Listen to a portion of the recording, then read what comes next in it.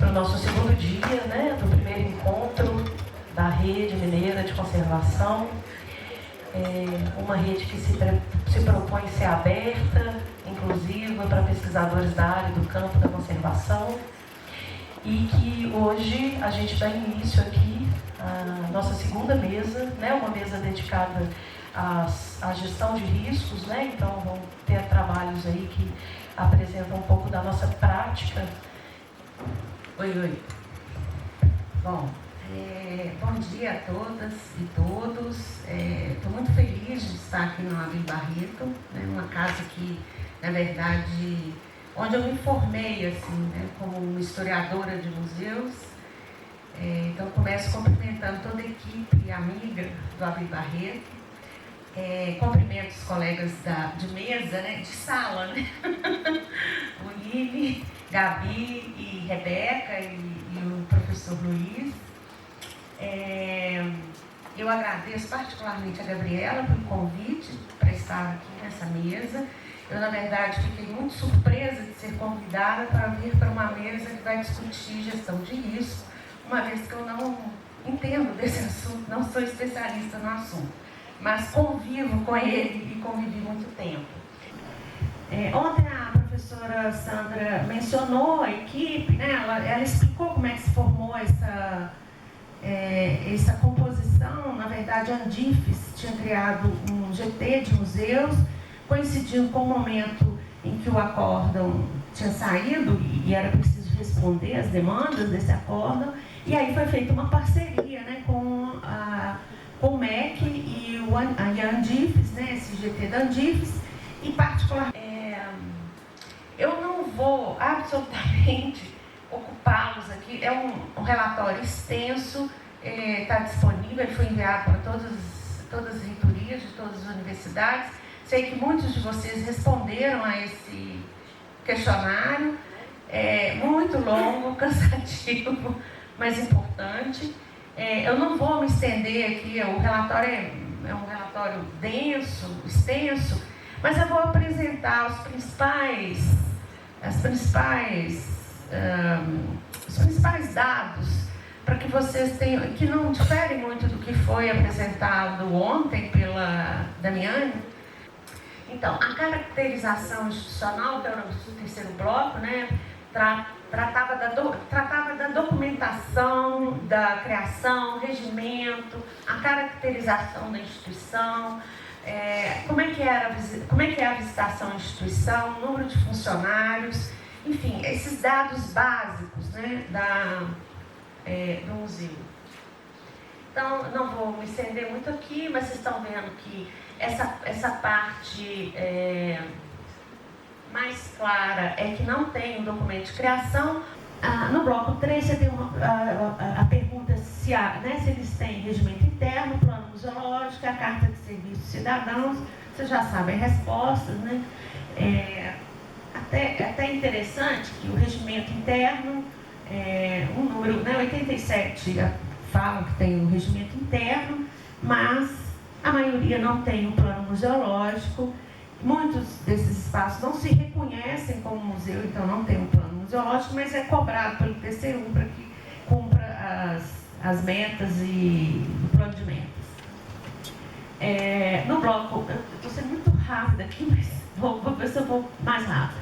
Então, no bloco 4, né, que é as condições de funcionamento e segurança do museu, né, a pergunta é se tem alvará, programa de segurança, se tem, que tipo de edificação que ocupa, né, se é uma se é uma edificação tombada, se é uma edificação que divide o uso com outros usos, enfim, isso é importante para a gente entender, né?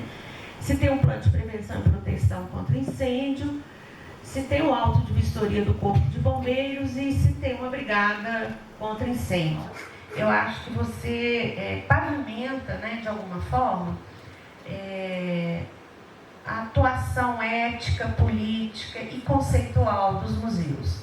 Então, assim, eu acho que a gente muda de patamar, né? Quando a gente não se trata apenas de chegar e avaliar que o acervo não está bem conservado, mas é preciso ir além, né? É preciso pensar ética. Nós estamos preservando esse acervo para quê e para quem?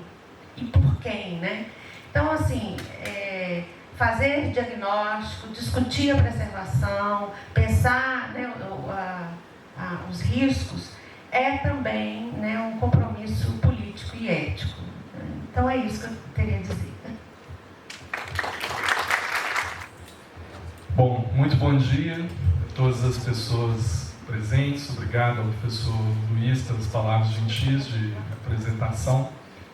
Primeiramente, gostaria de parabenizar, agradecer a organização do evento, na pessoa da professora Gabriela, da professora Yas, em nome de quem parabenizo a todos os professores, a toda a equipe envolvida na organização do evento, professora Jussara, e agradecer, né, o gentil convite para compartilhar um breve resumo do trabalho que a gente realizou durante os anos de 2022 e 2023, com alguns desdobramentos também em 2024, junto à rede de museus.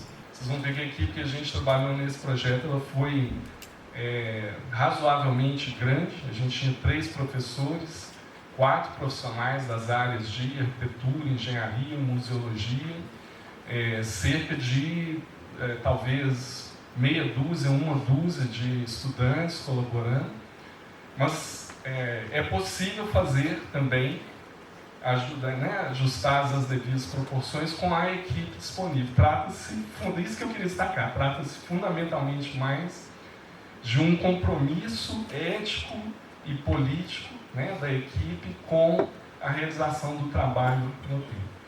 Então, destacado isso, na época, né, na ocasião, atualmente a professora Adriana, né, está coordenando a rede, a gente fez o trabalho sob a coordenação da professora Maria Inês, da professora Rúbia, com a assessoria do Marcos, que continua, né, na rede, a assessoria também do Cristófano. Eu, Yas e Luiz trabalhamos pro bono, enfim, coordenando conceitual e metodologicamente o trabalho, e a gente teve a participação de profissionais de diferentes áreas, a Bárbara, a Thaís, a Poliana, o Giovanni, que foram os prestadores de serviço na linha de frente junto com os estudantes, fazendo os levantamentos e depois produzindo o relatório que a gente revisou. Aqui um resultado que a gente apresentou no evento que eu mostro no final, ele foi promovido pelo Marcha ao final de 2022, em que eu quis só demonstrar isso, que essa abordagem numérica assim, já nos chama a atenção para algumas coisas e, ao mesmo tempo, ela permite comparar duas condições importantes, uma sala com a outra, ou um museu com o outro, uma exposição com a outra, e também ao longo do tempo. Talvez eu acho que essa é a vantagem principal. Né? Na medida em que o diagnóstico não resulta um resultado estático, que vale para ser um pouco uma má notícia. Né? É trabalhoso de fazer e, ao final, um dos resultados importantes que resulta é que é necessário refazer. Né? Porque se muda o diretor, se muda a equipe, se muda a infraestrutura, as condições vão mudar. E em novembro de 2023, a gente fez, então, dentro da nossa, infelizmente, queimada reserva técnica do nosso Museu de História Natural, a gente fez uma oficina de preparação de emergência com o apoio do Corpo de Bombeiros Militar. Em termos de publicação, isso foi publicado então, num livro, que decorreu de um evento promovido pelo March, e, salvo engano, o professor Iás também, no desdobramento também que o projeto teve a oportunidade de apresentar esses resultados em outros eventos. Então, é isso. Agradeço novamente pelo convite.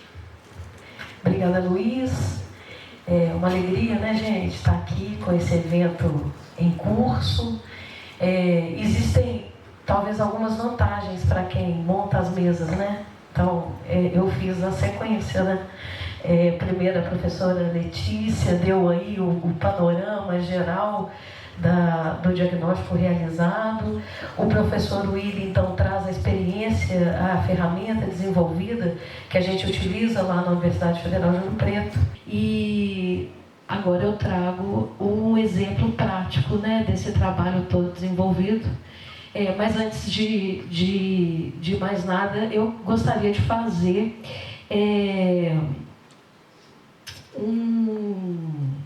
uma revisão, né, das condições.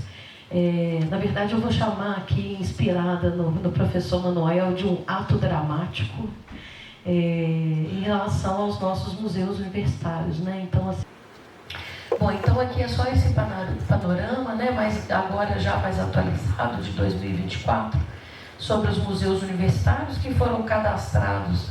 Então, a gente vem, também isso é um outro dado importante, que a gente vem desde 2019 respondendo a uma série de formulários, né? Porque nós estamos num momento de reconhecimento.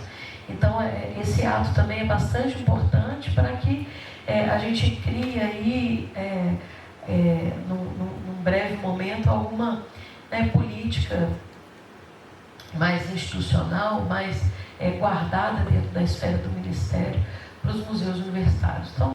Então, esse é um contexto mais geral. Eu já estou indo agora para um contexto mais local.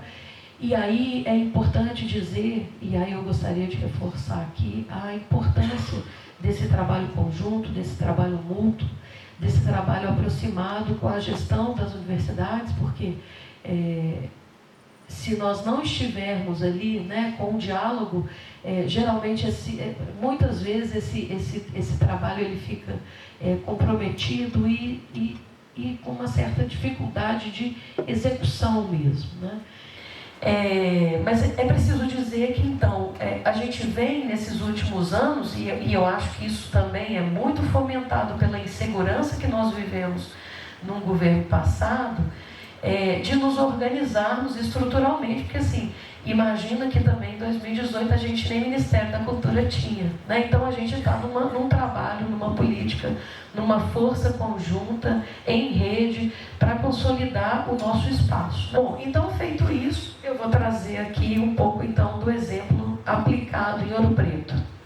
É uma cidade que tem uma caracterização do ponto de vista climático, um clima tropical de montanha, né? Então, assim, e uma característica super especial, que é extremamente úmida, né? A nossa umidade lá, ela é, na maioria das vezes, acima de 75%. Né?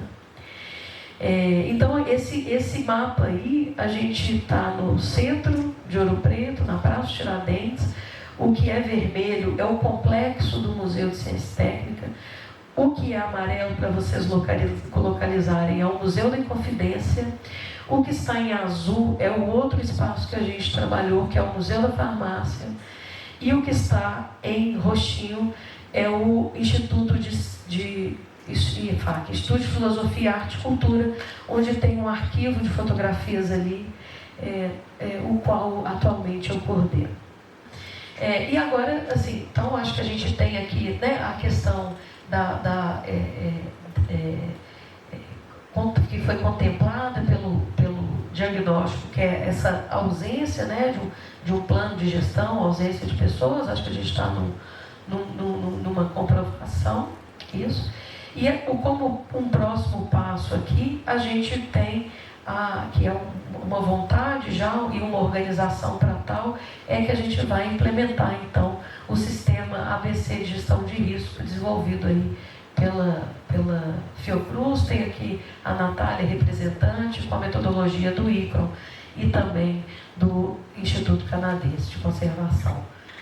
Obrigada a todos. Eu queria agradecer a Gabriela pelo convite, a oportunidade de estar aqui apresentando essa instituição que me é tão querida, porque já é minha casa há 17 anos e eu fiquei durante 15 anos na bancada, trabalhando como conservadora, e desde o ano passado, na ocasião da aposentadoria do Jaime Spinelli, que era o nosso coordenador há 27 anos, eu assumi então a coordenação de preservação, assumi esse legado e essa missão que me tirou o sono muitos dias e me coloca uma grande responsabilidade porque o Jaime todo mundo conhece, sabe o trabalho que ele deixou e que ele preparou ali o terreno para a gente continuar esse trabalho.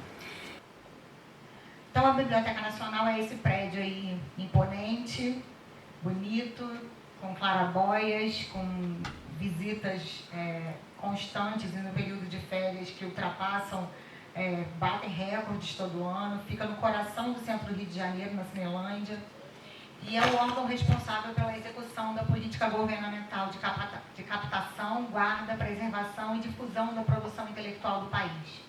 São mais de 200 anos de história, é a instituição pública mais antiga do Brasil. Possui um acervo de aproximadamente 9 milhões, hoje eu já posso dizer 9 milhões e meio, caminhando para 10 milhões de itens, e isso realmente tira meu sono todos os dias. Então, eu comecei a bolar ações integradas que eu digo porque eu precisei conversar com todas as outras coordenações e diretorias da casa e a gente bolar essas ações juntamente, né? Eu não consigo fazer sozinha essa preservação. Então, a implementação do plano vai por essa seara aí. Em 2024, nós lançamos o MRO, que é um sistema de monitoramento de riscos online. Ele é um sistema em tempo real, registra variações de temperatura e umidade e condições meteorológicas externas que possam danificar o acervo pela interoperabilidade com o nosso sistema de monitoramento climático. E aí eu entro agora nos riscos propriamente ditos da casa, que eu comecei a fazer o trabalho de integração com as outras áreas da instituição para a gente conseguir fazer a implementação real do plano de gerenciamento descrito pelo Jaime. Então, nas forças físicas, que os riscos estão na manipulação, na armazenagem e transporte inadequado, golpes acidentais em livros e documentos, a gente percebe que ações proativas são organizar, condicionar os livros e documentos em estantes imobiliários de forma adequada, capacitação de maneira intermitente dos técnicos que lidam com as obras e o encapsulamento a vácuo de nossos periódicos. Então, são ações da equipe de preservação com a equipe de guarda de acervos, principalmente. Então, o próximo risco é o fogo, que é determinado pela falta de manutenção preventiva em edificações e equipamentos, natureza inflamável dos acervos, falta de sistemas de detecção e de supressão, falta de capacitação de pessoal para responder em caso de incêndio. As ações proativas que a gente determina lá é obedecer às proibições de não fumar e não cozinhar no interior da instituição. Isso parece bobo, né, falar não cozinhar na instituição, mas no prédio anexo, no ano passado, a gente tem um prédio anexo que fica na região do Porto, nós descobrimos um fogão. Outro dano é a água, por inundação, vazamento, infiltração e umidade, né? As ações proativas é executar constantemente as vistorias nos telhados, nas redes hidráulicas e sistema de ar-condicionado. O nosso sistema de ar-condicionado, é importante frisar que é um prédio tombado, e o nosso sistema de ar-condicionado é um sistema muito antigo, muito precário e abastecido por água. Pragas, que aí são danos em obras por ações de barata, broca, traça, cupim, pombos e morcegos, roedores. E aqui eu também incluo as infestações microbiológicas. E agora aqui, em 2024, a gente lançou no nosso 22º curso de preservação o nosso diretório de preservação, que é o nosso site, onde a gente reúne todas as nossas produções técnicas, acadêmicas, todas fotos, e vídeos das nossas áreas de laboratório, os nossos cursos que estão online, o plano de gerenciamento de risco. Então, através desse site, vocês podem conhecer um pouquinho mais da coordenação de preservação e dos laboratórios que são de conservação e de restauração da Biblioteca Nacional. Acho que é isso. Meu nome é Rebeca Rodrigues e estou aqui se vocês precisarem.